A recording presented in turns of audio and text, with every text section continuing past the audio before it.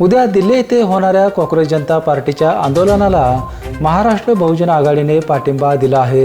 याबाबत पत्रकार परिषद घेऊन आघाडीने आपली भूमिका जाहीर केली आहे। विद्यार्थ्यांच्या शैक्षणिक नुकसानाविरोधात काँग्रेस जनता पार्टीने घेतलेली भूमिका योग्य असून केंद्रीय शिक्षण मंत्री धर्मेंद्र प्रधान यांनी तात्काळ राजीनामा द्यावा अशी मागणी आघाडीने केली आहे। तर सोमवारी जिल्हाधिकारी कार्यालयावर निदर्शने देखील करण्यात येणार आहेत। नीट परीक्षेमध्ये झालेला भ्रष्टाचार आणि त्यामुळं लाखो तरुणांचं करिअर बर्बाद झालेलं आहे। लाखो तरुणांना त्याचा फटका बसलेला आहे। शेकडो तरुणांनी आत्महत्या केलेल्या आहेत। याला जबाबदार कोण?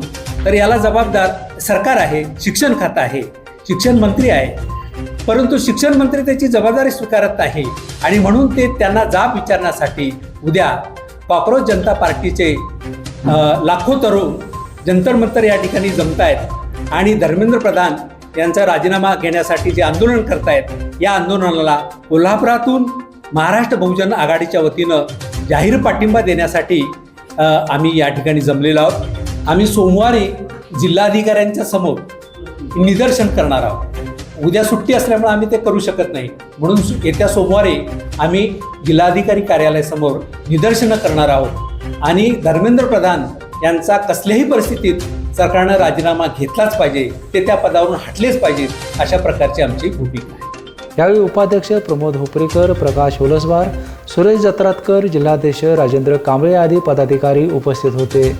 पेपनसाठी कोल्हापूरहून विजय यशपुत्र।